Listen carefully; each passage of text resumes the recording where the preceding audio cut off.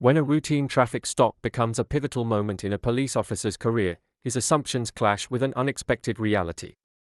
His target turns out to be the man holding his future in his hands. The sun dipped lower over Sacramento, casting golden and amber hues across the sky. Eric Porter, weary from a long day at the office, was driving home in his sedan. The hum of the engine and the soft murmur of the radio provided a soothing escape from the city's noise. Approaching a yellow light, Eric slowed down as it turned red. Suddenly, flashing blue and red lights illuminated his rearview mirror, accompanied by the sharp wail of a police siren. Frowning slightly, Eric pulled over, rolling down his window as a police cruiser stopped behind him. Officer Bradley Larson, in his mid-30s with a buzz cut and a gleaming badge, stepped out. "License and registration," Larson said curtly, his voice firm with an edge of authority. Eric calmly complied, retrieving his documents from the glove compartment. "Do you know why I pulled you over?" Larson asked, leaning toward the window. "I'm not entirely sure," Eric replied evenly, his tone polite yet steady. "You didn't come to a full stop at the light," Larson stated, though his voice held a moment of hesitation. Eric nodded slightly.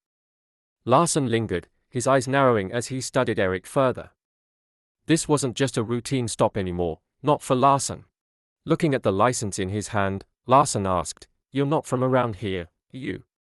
Eric hesitated briefly before responding, "I moved here a few months ago." "The address on the license is current." "Where were you headed in such a hurry?" Larson pressed. "Just going home," Eric answered, his tone steady, though the tension in the air was palpable. Eric remained calm, his exterior a controlled shield. Larson, however, grew increasingly unsettled by Eric's composed demeanor. Taking a step back, Larson folded Eric's documents deliberately before tucking them into his chest pocket. "Step out of the car for me," he ordered. Eric's grip on the steering wheel tightened momentarily, but his face showed no reaction. "Is there a specific reason for that, officer?" he asked, his voice measured. Eric exhaled slowly and opened the door. Stepping out, he stood taller than Larson, his tailored suit and polished shoes hinting at professionalism and precision. Larson gestured toward the front of the car. "Hands where I can see them," he said.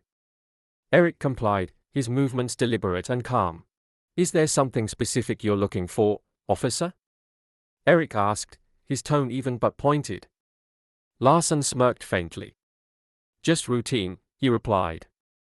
Eric's words landed like a challenge. "Incidents involving men in business suits driving sedans? Or is this about something else?" Larson's composure faltered briefly before hardening again. He stepped closer, his voice dropping. "Turn around and place your hands on the hood." Eric complied, placing his palms flat against the hood of his car. Larson patted him down, his movements rough and deliberate, trying to provoke a reaction. "You're clean," Larson muttered, stepping back begrudgingly. Eric straightened, meeting his gaze. "Of course I am," he replied simply. "I'm not done," Larson snapped, his voice rising. "You seem to know a lot about what I can and can't do." Eric folded his arms, his posture relaxed despite the officer's growing agitation. "Let's just say I've learned a lot over the years," he said evenly. Larson stepped closer, invading Eric's personal space. "Listen, you think you're smarter than me? Think you can talk your way out of this?" Eric met his gaze evenly. "I don't think anything, officer. I just believe in fairness." The tension between them crackled, neither willing to back down. Larson opened his mouth to respond, but the words didn't come.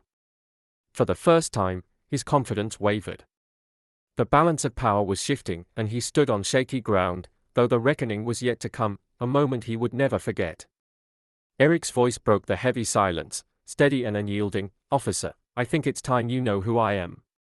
Larson's irritation resurfaced as his brows furrowed.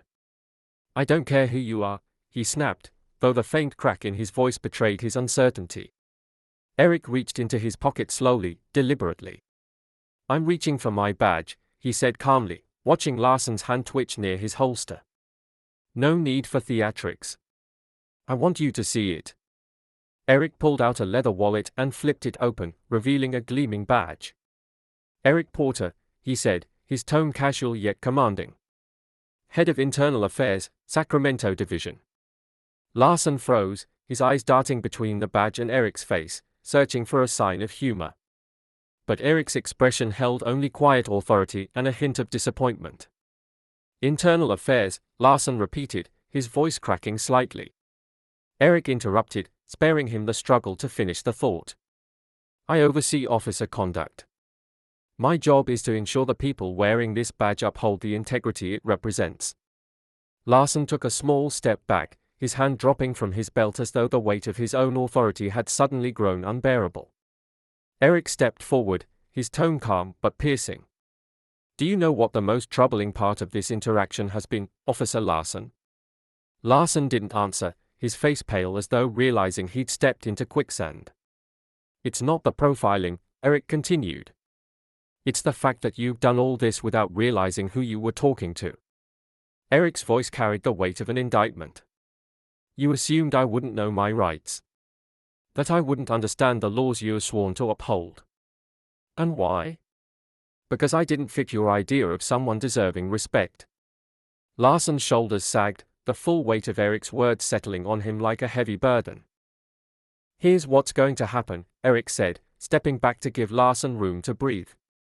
"You're going to return my documents and think very carefully about what you say next."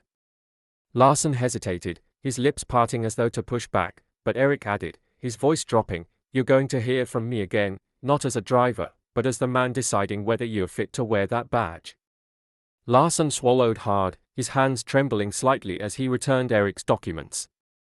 Eric took them without a word, his movements deliberate as he turned toward his car.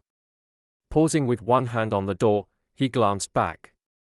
"Remember this, Officer Larson," he said, his voice carrying in the stillness. "The badge doesn't make you better than anyone, it makes you accountable to everyone." Larson's jaw tightened, his pride struggling against the weight of Eric's words. For a moment, the silence between them was deafening. Finally, Larson stepped back, breaking eye contact. "You're free to go," he muttered, the words bitter on his tongue. Eric adjusted his suit, his movements deliberate, and opened the car door. Before stepping in, he paused, looking back at Larson. "Officer Larson," he said, his voice calm but firm. "Take this as an opportunity to reflect. Not everyone will give you a second chance." As Eric drove away, the taillights of his car fading into the night, Larson remained rooted to the spot. The weight of the encounter settled over him like a storm cloud, leaving him with a mix of regret and realization. His city was quiet again, the distant hum of traffic a faint backdrop. For Larson, however, the silence was deafening. He glanced down at his badge, the symbol of authority that now felt heavier than ever. Eric Porter's car disappeared into the city's labyrinth of streets, but his words lingered. For Larson, it wasn't just a traffic stop anymore, it was a crossroads. As the night deepened, Larson's mind replayed the encounter.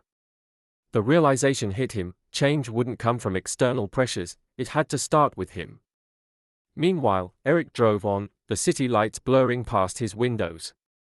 He exhaled deeply, the weight of the interaction easing off his shoulders. It wasn't the first time he had to teach a lesson, but he hoped it would be the last.